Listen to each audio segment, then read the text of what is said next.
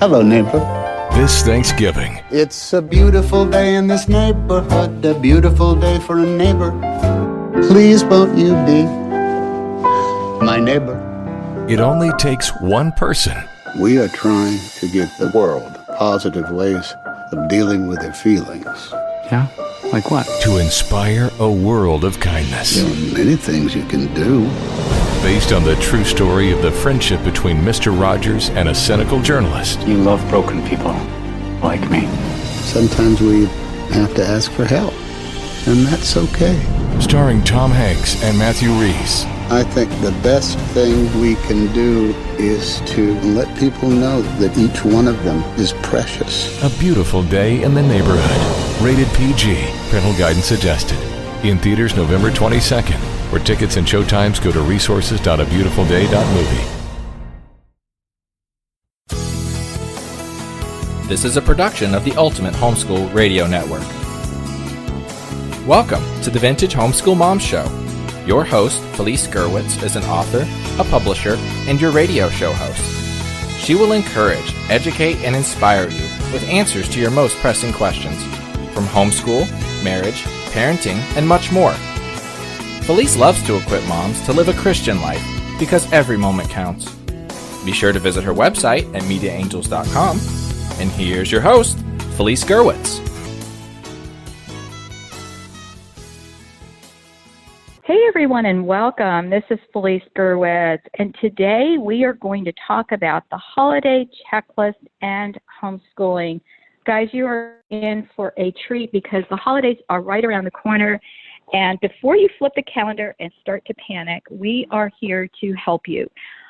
So I have a special guest that I'm going to bring on in just a minute, who is going to help me get us all organized. Let me just tell you where you can find the show notes for today's episode. You can go to vintagehomeschoolmoms.com, look for episode 379, Holiday Checklist and Homeschooling. And I want to thank our sponsor, and that is Sony Affirms and the amazing, amazing movie, guys. You are going to be blown away if you are able to see this movie. It's called A Beautiful Day in the Neighborhood. My husband and I had a privilege of getting a private showing recently, and I have to confess, I was never a big Mr. Rogers fan, but I absolutely love him now and the amazing legacy he has left. This is not billed as a for little kids movie, but if you have teens, this is a must-see.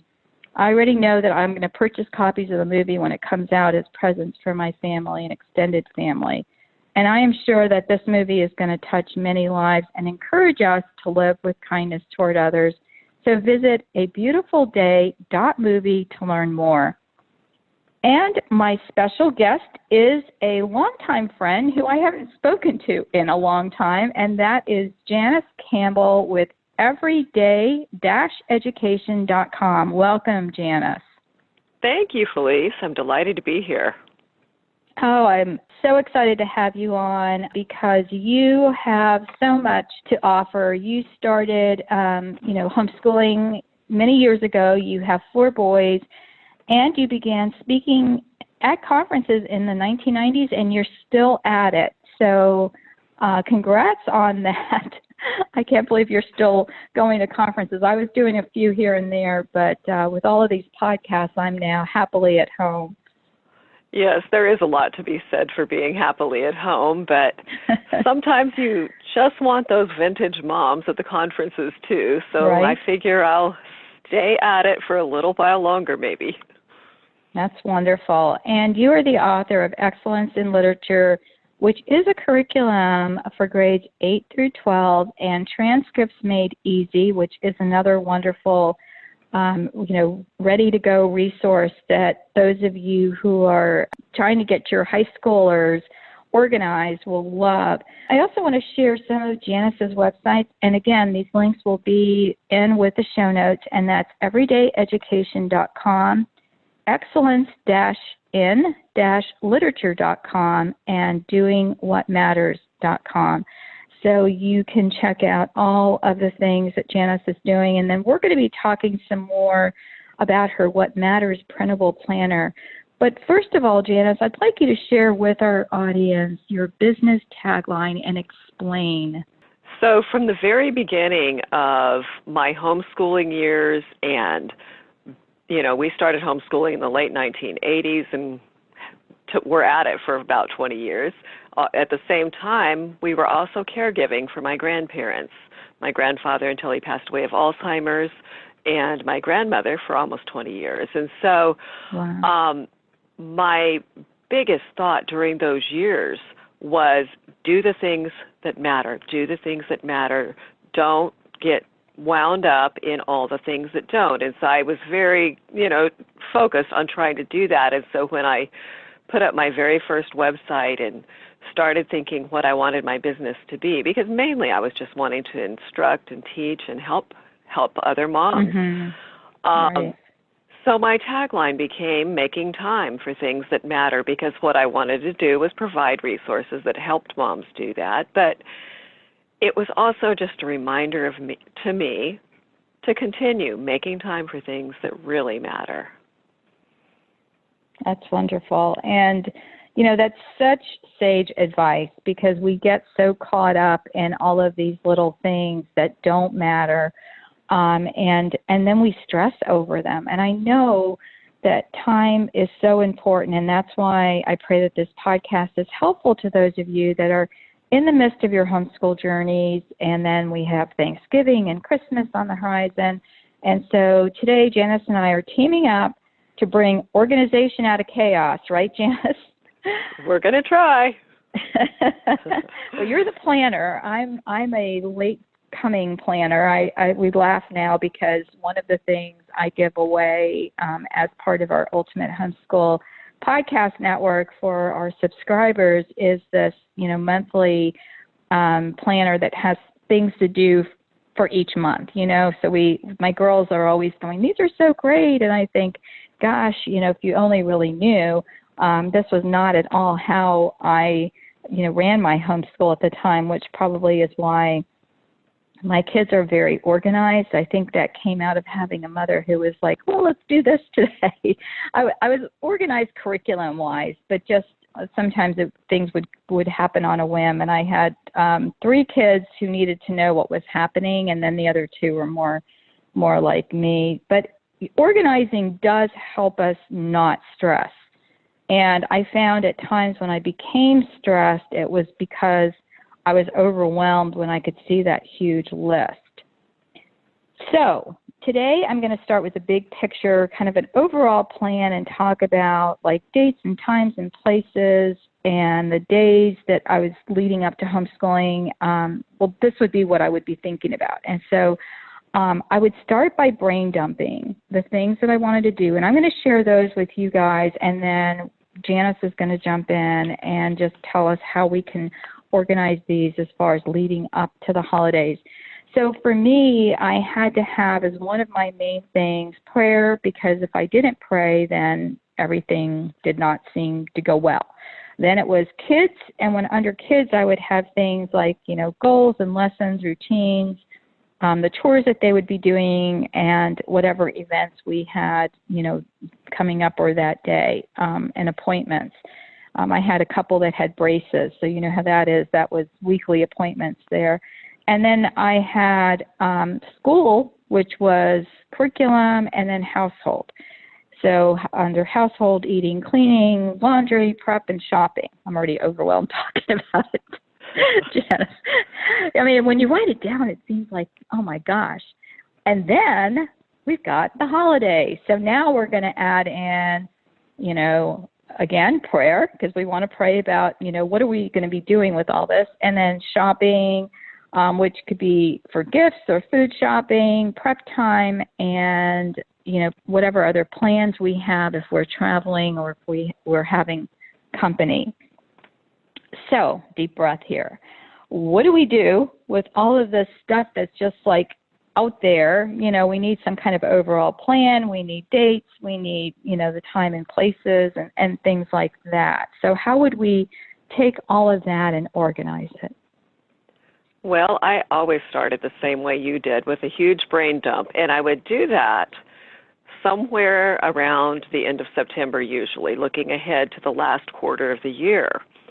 And from my brain dump, I had this idea for my grandmother. She was the Uber organizer. She planned everything. She had a 6-month rotating house cleaning schedule in which in January and July she cleaned one room, everything, and so forth. So each month of the year had its tasks, and then everything was broken down. So I kind of learned that from her. But I would take, in the last quarter of the year, and I've just finished doing this actually, that brain dump list, and I would get a large piece of paper, usually a legal pad or something like that, and make a table with 7 squares across, 12 squares down, and that's 12 weeks. That's the last 12 weeks of the year, and then pencil in all the dates. And then I would write in all the non-breakable dates, obviously Christmas, Thanksgiving, the events leading up to Christmas, any standing parties or family gatherings you have. So you fill in all the things where you have to be at a particular place at a particular time.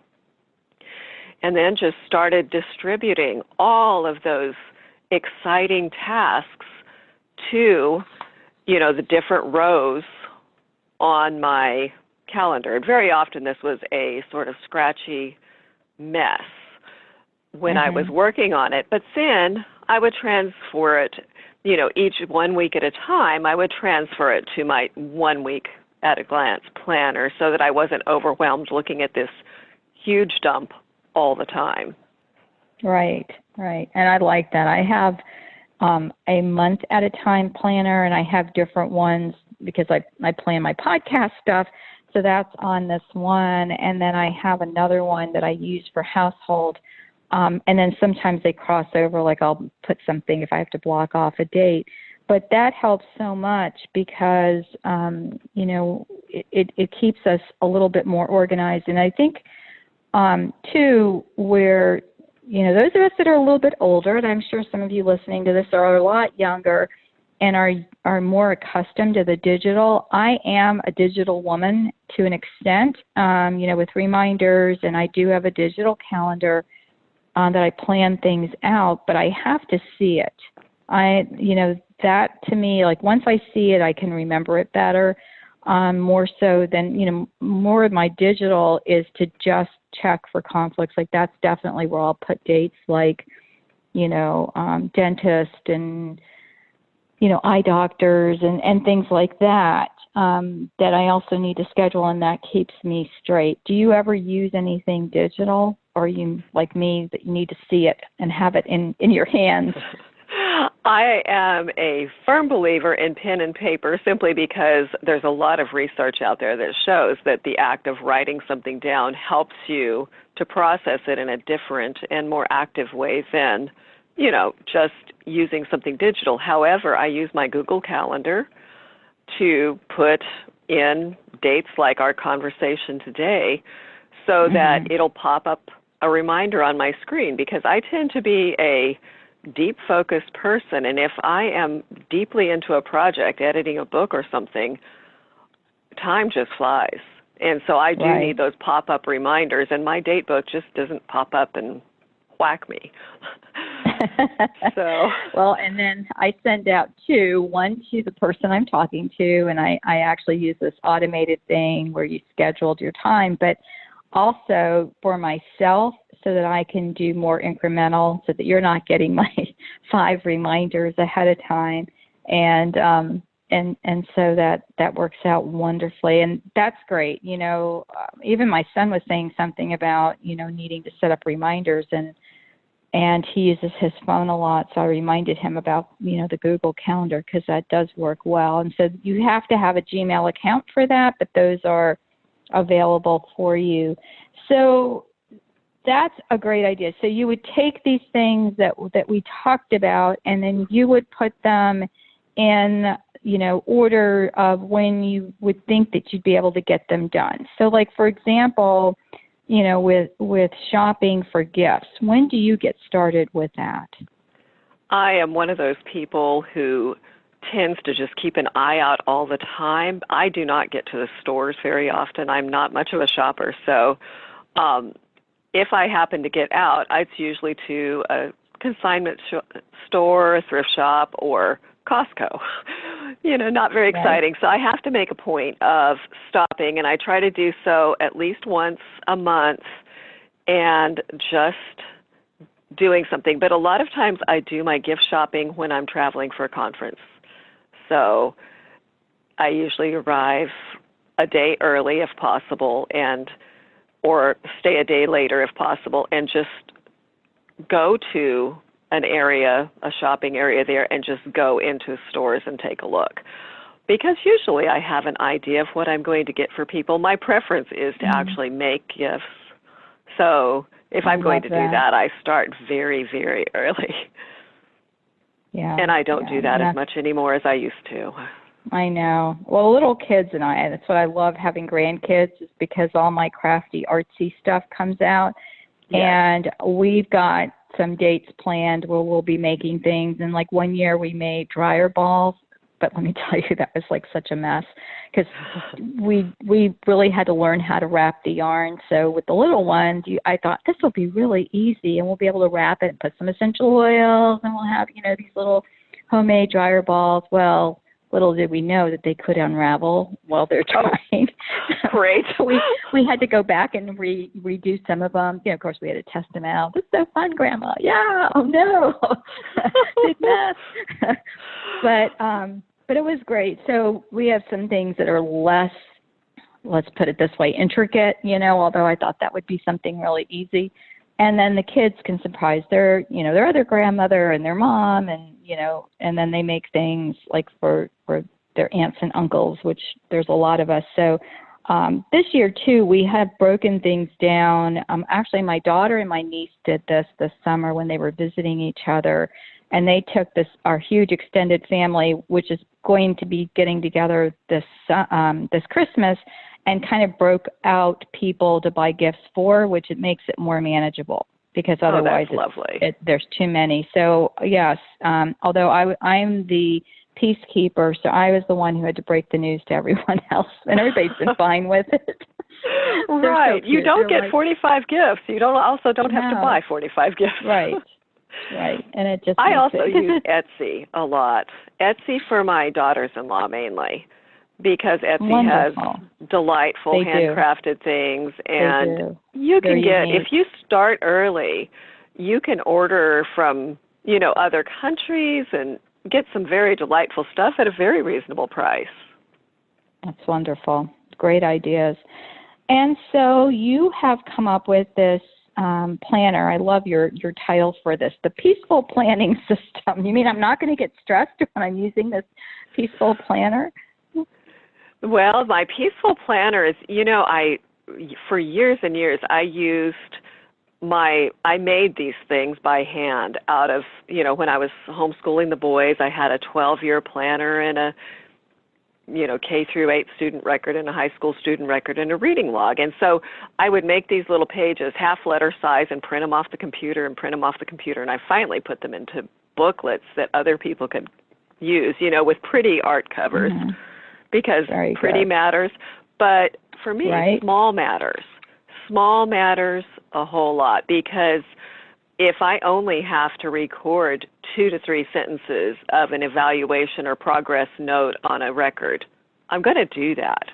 Whereas if I have, a lot of space to fill or write in a journal, during those years of caregiving and homeschooling, it didn't ever happen. So those were the really challenging first pieces that I put together, but then I didn't think of putting my weekly planner, my Doing What Matters planner. I've always had this little Doing What Matters cover on my weekly planner.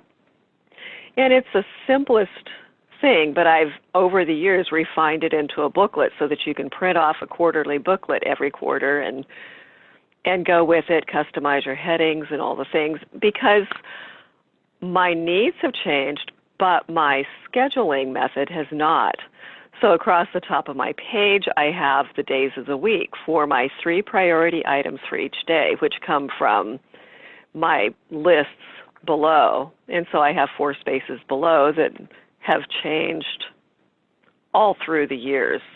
When when we were homeschooling, I would have big boy assignments, little boy assignments, mother culture, and then home and admin. And now my headings are everyday education, justice and peace, administration, and faith, home, and family. So it just continues to evolve. But I've probably used this particular planner for nearly 20 years. Wow. Just because it's so flexible. That's wonderful. And so if people are interested in that, where would they go to find out more?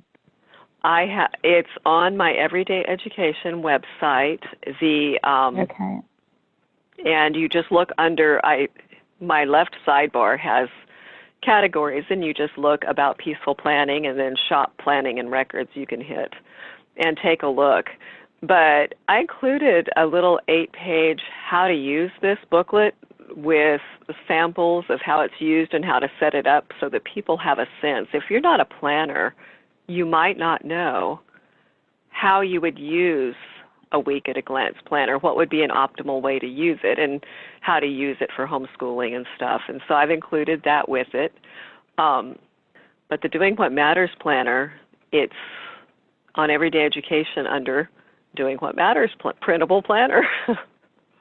Wonderful, wonderful. And that allows, you to get that big picture and also to fine tune it, which you explained wonderfully in your, like looking at a quarter period of time, which I tend to do because it's just easier for me to look at it and to, make notes. And I always write in pencil, especially on my calendar, because I don't like mess to cross things out. And then I also resort to a highlighter because I've been able to highlight like what is completed. And so I can just look and say, okay, that's done, and I don't need to go back to it. And then usually on a sidebar, I would write the things I still need to do, and then I can, at least they're pretty colors when I highlight them, or, even if I would check them off, with me, you never know, because a check off might be you need to do it, or, focus here, So, I was checking things off, and then it was like, oh my gosh, did I really do that? And I'd have to go back and check to make sure I did. I think that's one of the things with planning. You have to develop your own vocabulary of planning tools, or not your vocabulary, but essentially a little tool chest of tools. I print my planner on something that's close to resume paper and use fountain pens in different colors. And so I kind of color code things, and then I write my tasks in black, and then I cross off with sort of right now it's a fall colored marker, but then I have a pen, but I have a winter color pen for later, and that sort of thing. But in the planner, I included a time map so that, you can create an overview of what routines you want to include this quarter. And then there's also month at a glance pages between each of the spreads for the weeks. And so that way you're never lost. You can always put your time-sensitive things on your month calendar and then transfer each week as it comes up. So do you use a 3-ring binder? How do you put this together? It is. Are you familiar with the Traveler's Notebook systems? They are, it's using like 5.5 by 8.5 size booklets, and you slide them through bands. At the bottom of my page that the planner is listed on, you have an article about how to make your own planner cover, also some advice on what to search for if you want to look on Etsy for one. And I just showed the kind of cover I use. Mine happens to be carved in wood and a custom design that I made because I happen to have a carver in the house, which is an extraordinary blessing. But I do describe how to, in detail with a lot of photos, how to make a leather cover if you want one. But otherwise, you don't even need a cover. You just staple it and drop it in your purse because it's totally portable in purse size. Yeah, and I've had the more extensive ones that had everything in it that were too fat to take with you. And now my book's a little bit too big that I'm using, but I'm excited about this because it sounds like it's wonderfully portable, and then you can, cross-check, or if you have an idea, you can write it down on there and take it with you. So that's wonderful. Well, and if you look at the pictures that are of the planner that I have, you can see that I also have in my planner, I have inside the cover, I have my Doing What Matters quarterly planner, and then I also have a couple of notebooks. I have one for, my ideas and all my things I'm creating, and then I have one for the volunteer work I do, and then another one for my commonplace book. And so everything's together, but I can always just quickly pull out one thing and just take it with me. So it makes it super handy. Wonderful. Yeah, wonderful. Well, any last words you want to leave our listeners with? I think that one of the most important things with planning is to focus on routines, doing the next thing, and being flexible. When something amazing comes up, think, is this the thing that matters most? Because sometimes it is. Sometimes there's a beautiful fall day and your kids need to run out and jump in the leaves, and maybe you don't need to be, cleaning your refrigerator vents right then. It's just a matter of knowing that you can reschedule things if needed and planning in a way that makes you feel successful, even if you do reschedule something. To making time for things that matter, that's the whole deal. Right. Amen to that. And I think that having a plan helps to alleviate stress, because when I know that things are planned out, then it helps me to relax and know that I'm not in this big hurry to get things done. So this has been delightful, Janice. I so appreciate your time and sharing your heart with the listeners of Vintage Homeschool Moms. Well, it's been fun being here, and thank you so much for having me. It's been delightful to catch up a little bit. Yeah, it's been great. And guys, you can find out more information about Janice Campbell and her books at everydayeducation.com, excellenceinliterature.com, and doingwhatmatters.com. And we will have those links in the show notes. Again, you can find those on vintagehomeschoolmoms.com, episode 379, Holiday Checklist and Homeschooling. And again, a big shout out to our sponsor, that is the Sony Affirms film, A Beautiful Day in the Neighborhood. I really recommend that you see that movie. Take care, guys. God bless. Thank you again, Jana. Thank you, Felice. Thanks for tuning in to the Vintage Homeschool Mom Show. Visit Felice at MediaAngels.com and theVintageHomeschoolMoms.com. Vintage Homeschool Moms is a production of the Ultimate Homeschool Radio Network.